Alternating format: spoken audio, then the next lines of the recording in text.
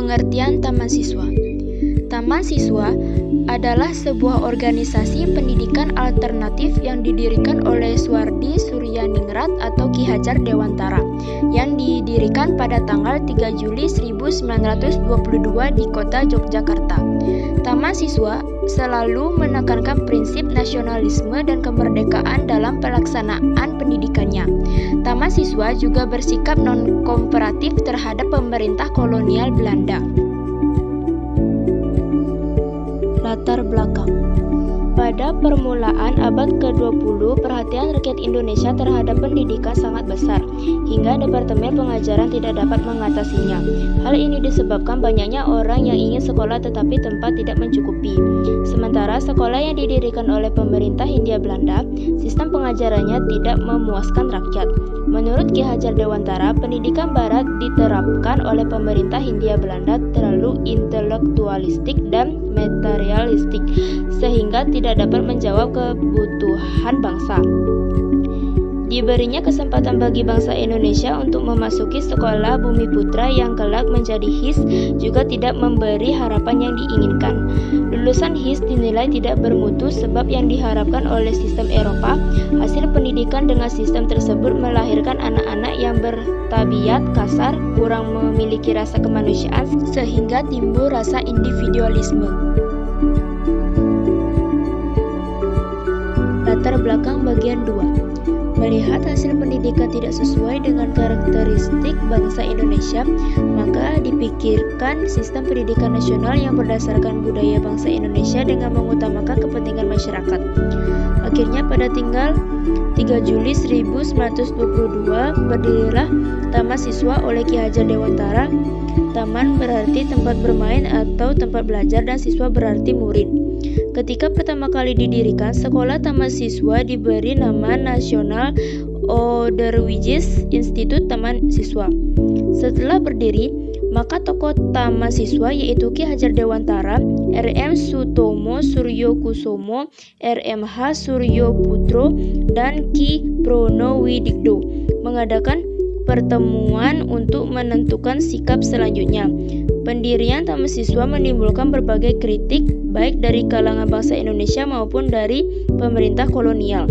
Olehnya itu demi perkembangan, maka pada tanggal 20-22 Oktober 1923 diadakan kongres. Hasil kongres tanggal 20-22 Oktober 1923. 1. Mengumumkan bahwa Taman Siswa merupakan badan wakaf institut pendidikan yang berdiri sendiri bebas dari pemerintah. 2. Menyatakan prinsip-prinsip Taman Siswa. 3. Menyusun kembali Instituraat menjadi Hofdraat Majelis Tinggi yang kemudian diubah lagi menjadi Majelis Luhur. Landasan Taman Siswa. Asas landasan perjuangan dari ciri khas Persatuan Taman Siswa.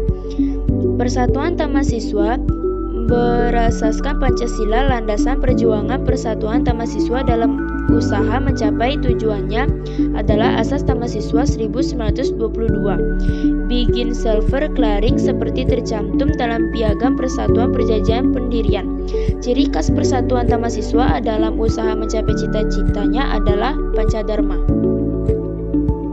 Sistem pendidikan.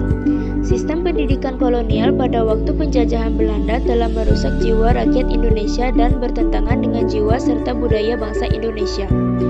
Sistem pendidikan kolonial dipakai penjajah Belanda untuk melanjutkan dan mengkukuh penjajahan di Indonesia.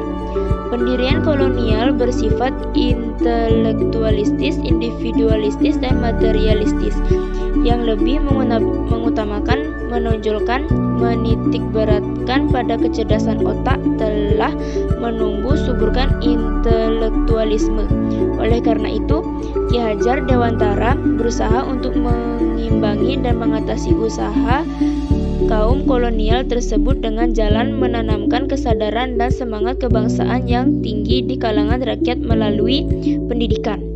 Ki Hajar Dewantara berusaha untuk menggantikan sistem pendidikan kolonial dengan sistem pendidikan yang berdasarkan kultur sendiri dengan mengutamakan kepentingan rakyat. Sistem pendidikan yang sesuai dengan budaya bangsa Indonesia itu oleh Ki Hajar Dewantara dinamakan sistem Among. Pendidikan di taman siswa dilaksanakan menurut sistem Among ialah suatu sistem pendidikan yang berjiwa kekeluargaan dan bersendikan. 1. Kodrat alam. Sebagai syarat untuk mencapai kemajuan yang secepat-cepatnya dan sebaik-baiknya. 2. Kemerdekaan. Sebagai syarat untuk menghidupkan dan menggerakkan kekuatan lahir batin anak agar dapat memiliki pribadi yang kuat atau tangguh dan dapat berpikir serta bertindak merdeka. 3. Sistem Among yang menjadi prinsip taman siswa. 1. Ingarso, sung tulodo atau di depan kita memberi contoh. 2. Ing madya, mangun karso atau di tengah membangun prakarsa dan bekerja sama. 3. Tutwuri handayani atau di belakang memberi semangat dan dorongan. Visi dan misi. Visi perguruan taman siswa adalah sebagai badan perjuangan kebudayaan dan pembangunan masyarakat yang menggunakan pendidikan dalam arti luas sebagai sarana utamanya. Visi itu berisi sifat dan hakikat dan berfungsi sebagai pendoman dalam perjuangan. Misi adalah kerja duta.